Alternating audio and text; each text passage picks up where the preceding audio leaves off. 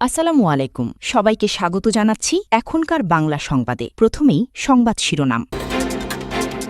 শুরুতেই জানিয়ে দিব, পরিবর্তনের সঙ্গে খাপ খাইয়ে চলতে হবে, প্রতিষ্ঠা বার্ষিকীতে শি জিনপিং।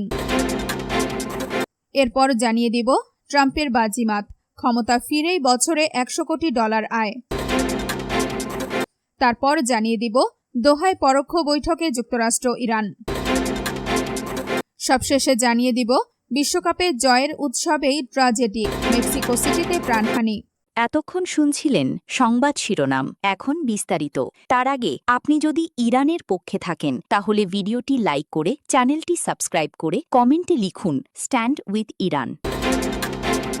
পরিবর্তনের সঙ্গে খাপ খাইয়ে চলতে হবে, প্রতিষ্ঠা বার্ষিকীতে শি জিনপিং। চীনের ক্ষমতাসীন কমিউনিস্ট পার্টিতে অর্জিত সাফল্য ধরে রাখার পাশাপাশি দ্রুত পরিবর্তনশীল বৈশ্বিক ও অভ্যন্তরীণ বাস্তবতার সঙ্গে খাপ খাইয়ে চলার আহ্বান জানিয়েছেন দেশটির প্রেসিডেন্ট ও দলটির মহাসচিব শি জিনপিং। বুধবার 1 জুলাই কমিউনিস্ট পার্টির 105তম প্রতিষ্ঠাবার্ষিকী উপলক্ষে বেইজিংয়ের গ্রেট হল অব দ্য পিপলে দেওয়া প্রায় 40 মিনিটের ভাষণে তিনি বলেন, বর্তমান পরিস্থিতিতে দলীয় কর্মীদের শুধু আগের অর্জন ধরে রাখলেই চলবে না, বরং পরিবর্তনকে সক্রিয়ভাবে শনাক্ত করে তার সঙ্গে মানিয়ে নেওয়ার সক্ষমতাও গড়ে তুলতে হবে। রয়টার্সের প্রতিবেদনে বলা হয়েছে, মাও সেতুংয়ের পর চীনের সবচেয়ে ক্ষমতাধর নেতা হিসেবে বিবেচিত শি জিনপিং বলেন, চীনের উন্নয়ন এখন এমন এক পর্যায়ে রয়েছে যেখানে কৌশলগত সুযোগ, ঝুঁকি ও নানা ধরনের বাধা একই সঙ্গে বিদ্যমান। ট্রাম্পের বাজিমাত, ক্ষমতা ফিরেই বছরে $100 কোটি আয়। যুক্তরাষ্ট্রের প্রেসিডেন্ট ডোনাল্ড ট্রাম্প ক্ষমতায় ফিরে প্রথম বছরেই ক্রিপ্টোকারেন্সি সম্পর্কিত ব্যবসা থেকে $1 বিলিয়ন বেশি আয় করেছেন। 2025 সালের বাধ্যতামূলক আর্থিক বিবরণী ফাইন্যান্সিয়াল ডিসক্লোজার প্রকাশের পর এই তথ্য সামনে এসেছে। স্থানীয় সময় মঙ্গলবার 30 জুন প্রকাশিত 927 পৃষ্ঠার প্রতিবেদনে দেখা যায়, ট্রাম্পের নামে চালু করা ট্রাম্প মিম কয়েন থেকে রয়্যালটি বাবদ তার প্রায় আয় হয়েছে $63 কোটি 50 লাখ। যদিও উদ্বোধনের পর কয়েনটির বাজার মূল্য উল্লেখযোগ্যভাবে কমে গেছে।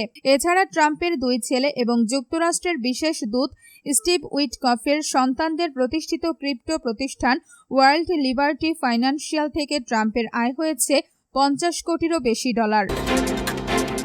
দোহায় পরোক্ষ বৈঠকে যুক্তরাষ্ট্র ইরান। মধ্যপ্রাচ্য যুদ্ধ অবসানের লক্ষ্যে হওয়া চুক্তি নিয়ে আলোচনা করতে যুক্তরাষ্ট্র ও ইরানের কর্মকর্তারা পরোক্ষ আলোচনায় বসেছেন। বুধবার এই আলোচনার বিষয়ে অবগত একজন কূটনীতিক ফরাসি বার্তা সংস্থা AFP-কে বৈঠকের তথ্য নিশ্চিত করেছেন। ওই কূটনীতিক বলেছেন, লেক লুসার্ন সম্মেলনের অগ্রগতির ওপর ভিত্তি করে তৈরি হওয়া সমঝোতা স্মারক নিয়ে বুধবার দোহায় কাতারি ও পাকিস্তানি মধ্যস্থতাকারীদের উপস্থিতিতে কারিগরি পর্যায়ের পরোক্ষ আলোচনায় বসবেন যুক্তরাষ্ট্র ও ইরানের কর্মকর্তারা। তিনি বলেন, মার্কিন প্রতিনিধি জ্যারেড কুশনার এবং স্টিভ উইটকফ এই কারিগরি আলোচনায় অংশ নিচ্ছেন না। তবে মঙ্গলবার কাতারের প্রধানমন্ত্রী শেখ মোহাম্মদ বিন আব্দুল রহমান আল থানির সঙ্গে বৈঠক করেছেন তারা। এর আগে যুক্তরাষ্ট্র ও ইরানের পক্ষ থেকে কাতারে বৈঠকের জন্য কর্মকর্তা পাঠানোর তথ্য জানিয়েছিল। বিশ্বকাপে জয়ের উৎসবেই ট্র্যাজেডি, মেক্সিকো সিটিতে প্রাণহানি। 40 বছর পর বিশ্বকাপের নকআউট পর্বে জয় পেয়েছে মেক্সিকো। ইকুয়েডরকে 2-0 গোলে হারিয়ে শেষ 16 নিশ্চিত করার আনন্দে উল্লাসে ফেটে পড়ে দেশটির ফুটবল প্রেমীরা। কিন্তু সেই আনন্দই মুহূর্তেই পরিণত হয় শোকে। বিজয় উদযাপনের সময় সৃষ্ট হুড়োহুড়িতে দম বন্ধ হয়ে অন্তত 2 জনের মৃত্যু হয়েছে। বার্তা সংস্থা AFP ও রয়টার্স জানিয়েছে, ম্যাচ শেষে হাজারো সমর্থক রাজধানী মেক্সিকো সিটির ঐতিহাসিক অ্যাঞ্জেল অব ইন্ডিপেন্ডেন্স স্মৃতি স্তম্ভ সংলগ্ন হামবুর্গো ও ল্যাঙ্কাস্টার স্ট্রিটে জড়ো হন। অতিরিক্ত ভিড়ের মধ্যেই ঘটে মর্মান্তিক এই দুর্ঘটনা। মেক্সিকো সিটির স্বাস্থ্য বিভাগ জানিয়েছে, ঘটনাস্থল থেকে কয়েকজনকে গুরুতর অবস্থায় হাসপাতালে নেওয়া হয়েছে। চিকিৎসকরা প্রাণপণ চেষ্টা করেও 44 বছর বয়সী এক পুরুষ ও 19 বছর বয়সী এক তরুণীকে বাঁচাতে পারেননি। তাদের মৃত্যু দম বন্ধ হয়ে হয়েছে বলে নিশ্চিত করেছে কর্তৃপক্ষ।